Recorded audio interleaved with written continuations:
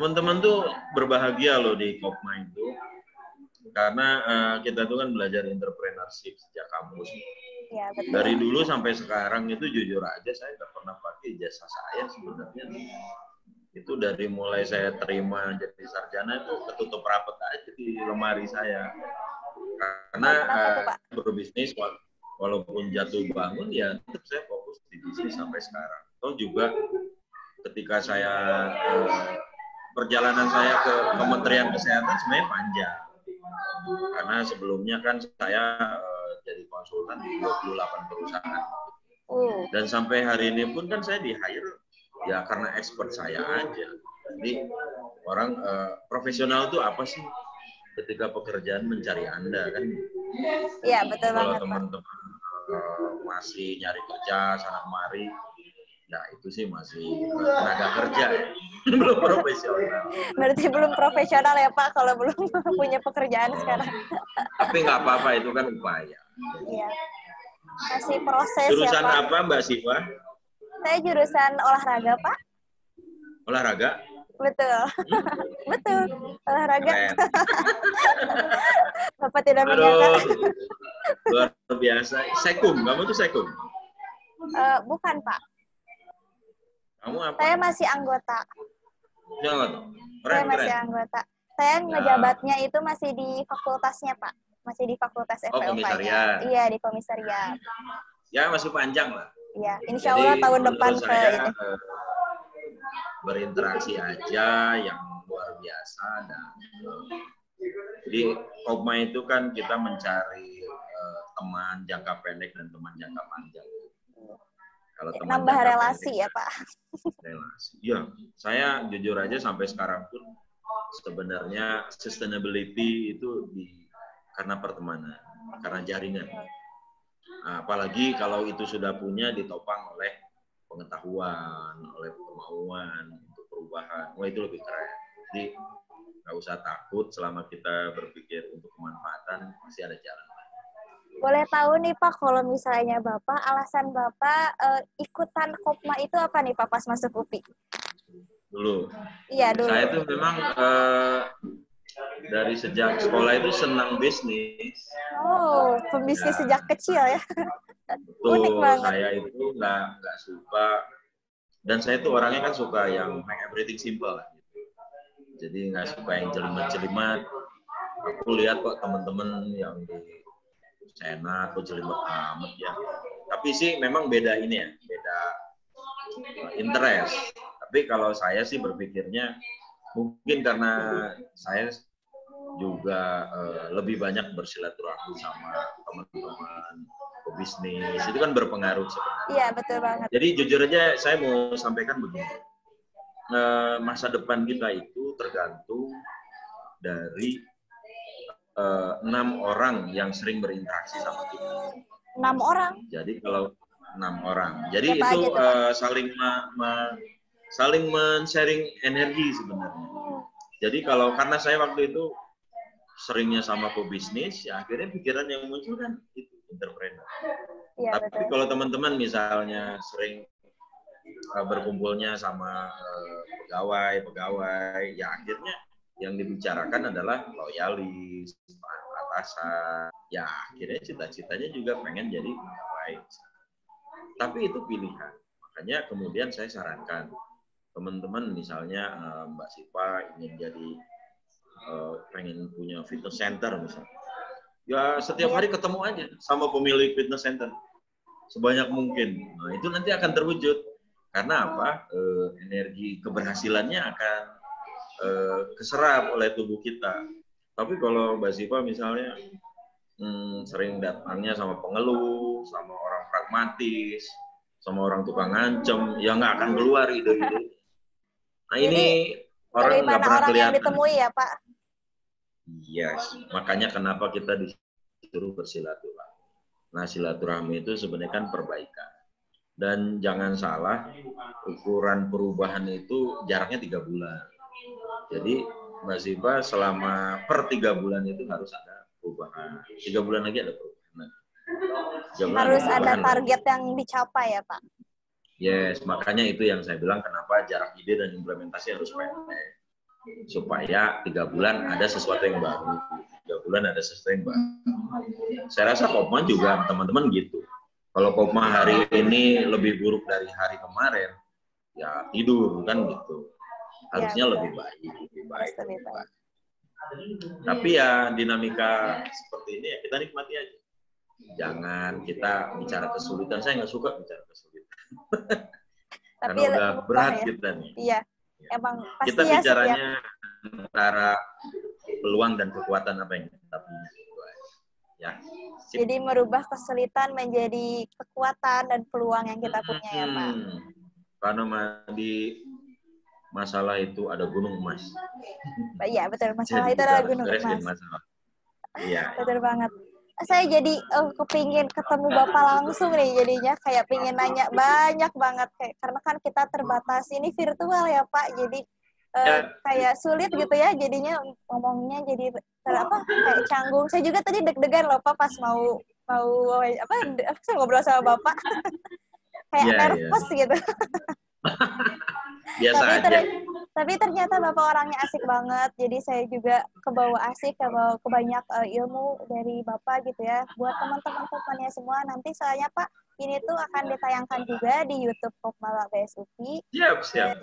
Channelnya Kopma TV, Bapak juga bisa nonton langsung, dan jangan lupa subscribe juga ya Pak. Nah, saya pikir ya Kopma TV itu kan kontennya harus ditambah. Iya, betul. Ini bagus nih interaksi. Misalnya serial Diklat ada.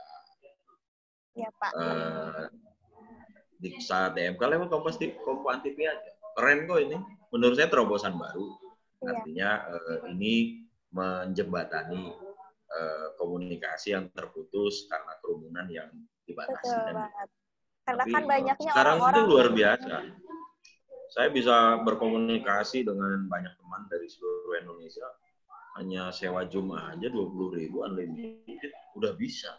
Iya betul banget. Itu juga. Jadi luar biasa terobosan sekarang. Jadi kalau kita nggak menikmati kemudahan-kemudahan yang ada saat ini, ya nampaknya otak kita harus ke bengkel kayaknya. Bengkel otak ya Pak. Aduh.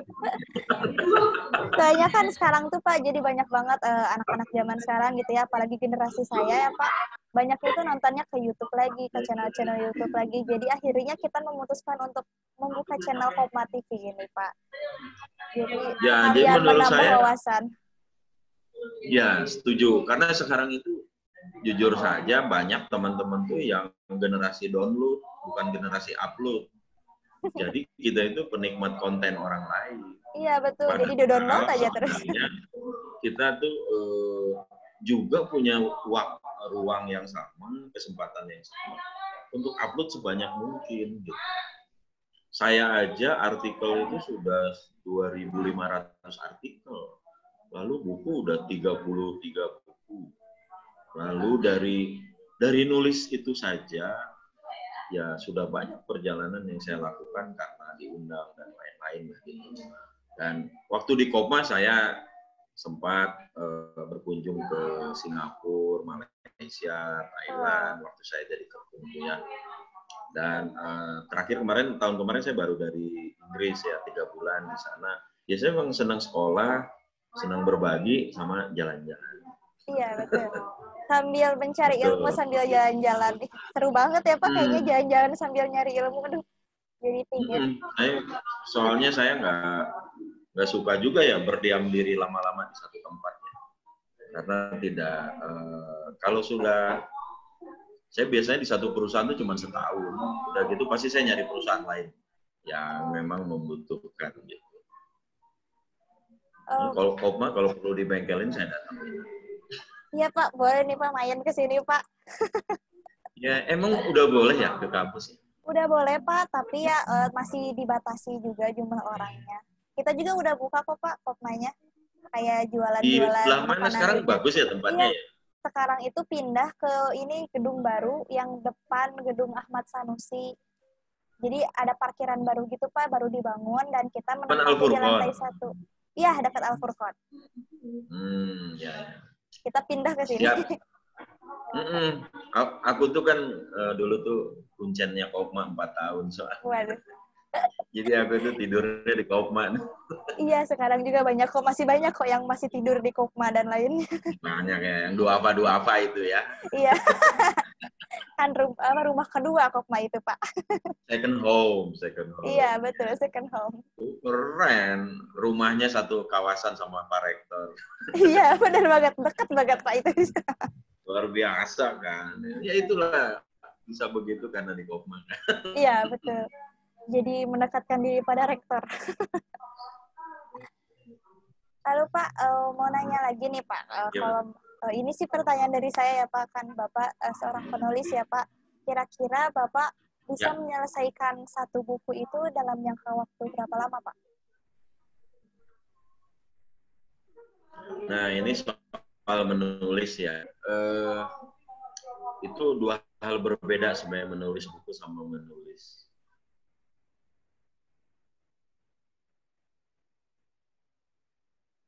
Halo Pak?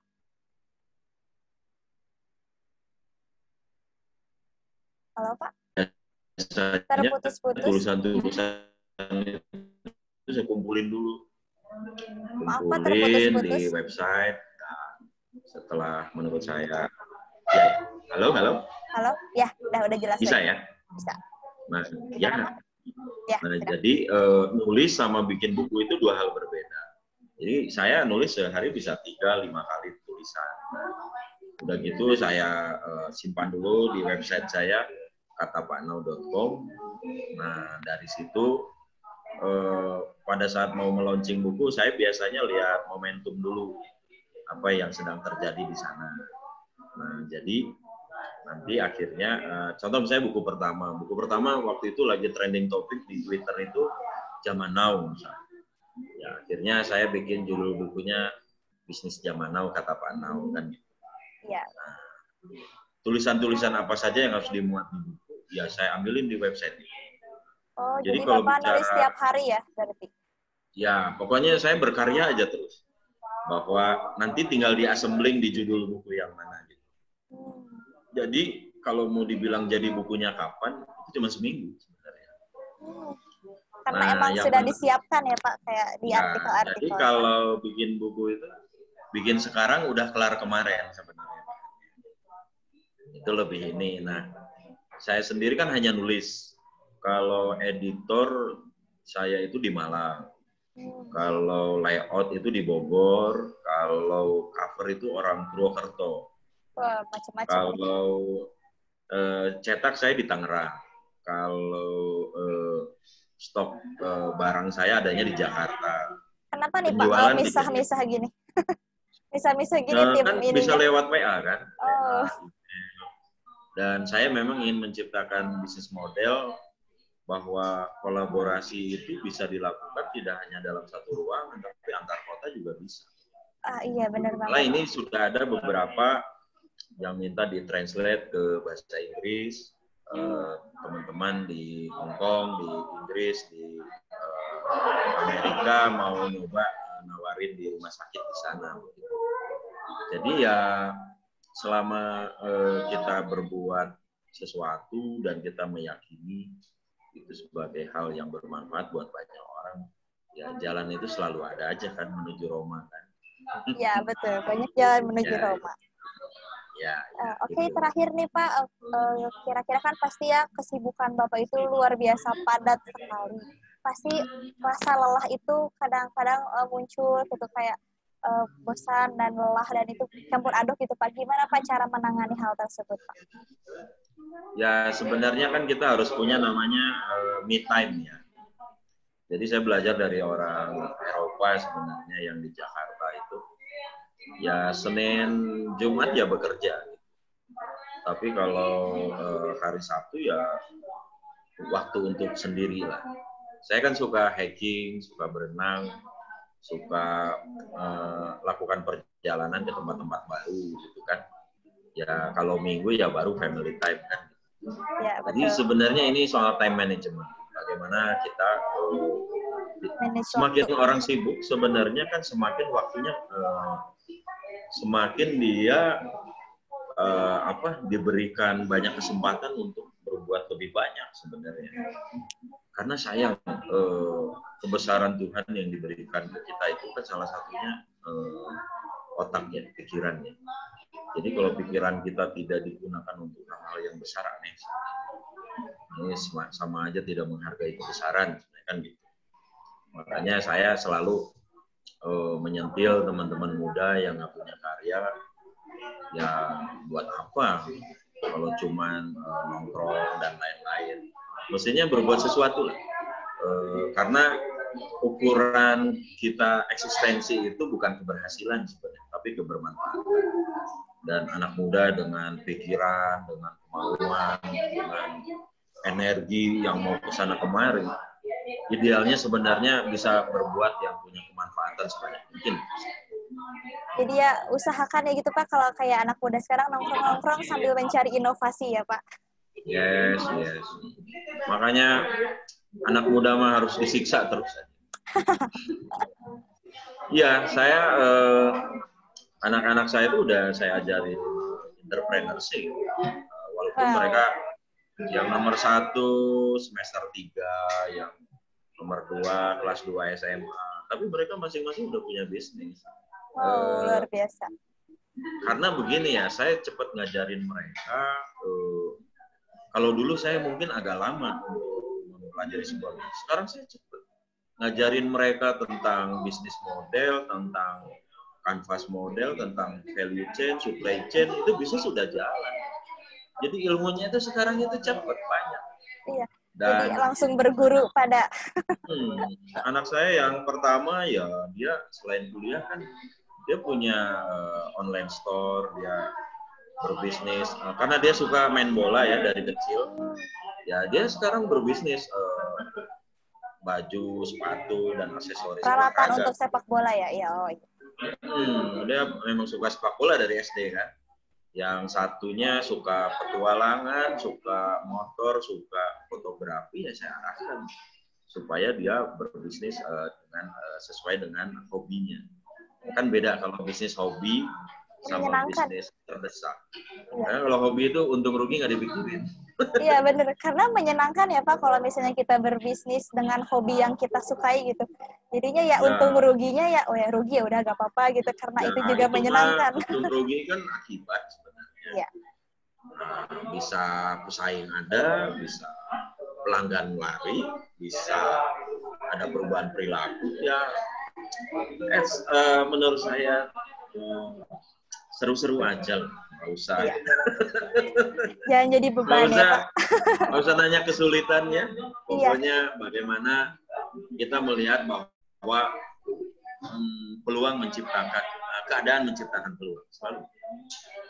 Oke nih Pak, pertanyaan-pertanyaannya sebenarnya udah selesai. Boleh nih Pak, pesan buat teman-teman Kopmania semua gimana nih Pak? Kayak ada pesan atau untuk Kopmania semua gitu? Kayak misalnya mereka harus bagaimana Kak? Apakah kalau misalnya di Kopma itu mereka wajib bagaimana gitu? Ya, saya sebenarnya sangat ini ya. Zaman saya dengan sekarang tuh beda. Ya. Saya jadi ketua umum Kopma itu karena nggak ada yang mau. Gitu. Jadi saya tuh terpaksa gitu Pak. Tidak ada pilihan. Dan memang kondisi Kopma pada saat saya jadi ketua umum itu posisi keuangan kurang baik, hubungan dengan rektor kurang baik. Wah, pokoknya siapa sih yang mau dengan kondisi itu? Gitu. Ya, tapi saya melihat bahwa Kopma punya aset terbesar. Asetnya adalah waktu itu anggotanya 18.000. Kopma punya fasilitas dan Kopma punya sumber daya. Jadi saya waktu itu melihat bahwa niatan awal saya ingin menyelamatkan keberlanjutan Kopma ini. Dan alhamdulillah setelah saya ternyata kandidat ketua umumnya ada 7 gitu. Wah, saya senang sekali. Iya, benar. Jadi artinya saya berpikir wah, saya berhasil meyakinkan teman-teman fakultas untuk bisa tertarik lagi ke Kopma. Ya, betul banget. Jadi saya meninggalkan Kopma dalam makasih ya, dalam posisi Kopma di banyak kader-kader barunya yang berminat. Nah, buat teman-teman, menurut saya teman-teman kan lebih pendek ya, 1 tahunnya.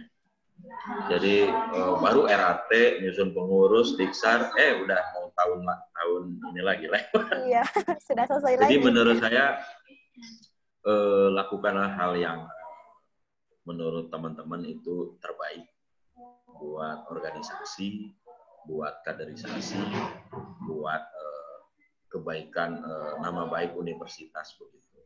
Karena walau bagaimanapun sebenarnya kalau teman-teman pahami, aktif di Kopma itu terkoneksi dengan jaringan koperasi internasional kan gitu. Kalau teman-teman bisa memainkannya, sebenarnya ini adalah sarana untuk pembelajaran yang luar biasa. Jangan sampai teman-teman di Kopma itu hanya tahunya hanya di sekretariat, gitu ya. Teman-teman harus berbangga karena pelanggan teman-teman itu ada 30.000 orang. Saya tahu bahwa yang datang ke Kopma itu ada 3 kategori. Ada yang mau jadi pengurus, ada yang hanya ingin terlibat di kepanitiaan saja, ada yang dia ingin dapat diskon. Kenapa datang ke murah? Pasti murah kan? Betul sekali. Nah, ketiga orang ini kan harus dilayani dengan baik. Jadi yang mau hanya makan, ya layani dengan baik. Yang ingin aktif di kepanitiaan, layani dengan baik. Yang ingin jadi pengurus, layani dengan baik supaya dia jadi kader masa depan. Jadi menurut saya kunci dari organisasi ini adalah semakin banyak teman-teman melakukan kebaikan dan kemanfaatan untuk banyak orang, saya rasa di kemudian hari itu akan dirasakan feedbacknya ke teman-teman masing-masing. Karena tidak ada ruginya ya Pak jadi orang baik itu. Tenang, selalu dalam yang dikenang itu kan kebaikan. Betul banget. Jadi orang walaupun udah nggak kemana-mana ya, ini kebaikan. Saya nggak pernah punya kantor sendiri, tapi ya virtual office itu, virtual background saya itu kantor saya. Iya ya, betul. Kan Bapak kantornya ada di mana-mana. Iya, karena bagi saya yang terpenting itu adalah jangan berhenti berkreasi, ya. Jangan berhenti berinovasi, jangan berhenti punya niat untuk kemanfaatan untuk banyak orang. Itu aja. Oke, terima kasih Pak Naulo, Pak Nau. Luar biasa sekali perbincangan kita sore hari ini. Maaf mengganggu kesibukannya ya Pak. Tadi kan kita kan sama meeting Sorry, juga. diundur setengah jam ya. Iya, gak apa-apa Pak. Semoga kita bisa bertemu secara langsung ya Pak, tidak melalui virtual akun ini. Oke, terima kasih ya Pak. Terima kasih banyak atas ilmu dan pelajarannya untuk teman-teman Kopmania semua, khususnya untuk saya ya Pak. Luar biasa banget. Saya sangat terkesan dan speechless banget ngedengerin kata-kata Bapak. Siap. Apalagi mengingat kalau misalnya jangan memikirkan kesulitan ya, karena selalu ada peluang dan potensi diri dari diri sendiri. Luar biasa banget. Terima kasih Bapak. Selamat sore. Silakan lanjutkan lagi kesibukannya hari ini mungkin ya Pak. Makasih banyak. Semoga kita bisa bertemu di lain waktu. Oke, untuk teman-teman semua. Waalaikumsalam Pak. Ya. Iya Pak. Terima kasih banyak.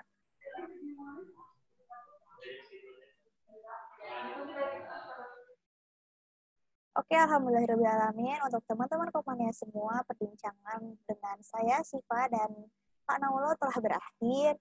Cukup banyak ilmu dan manfaat yang telah kita pelajari hari ini. Semoga bisa menambah wawasan dan pelajaran buat teman-teman semua. Oke, saya Siva. Mohon maaf bila ada kesalahan. Saya undur diri. Wassalamualaikum warahmatullahi wabarakatuh.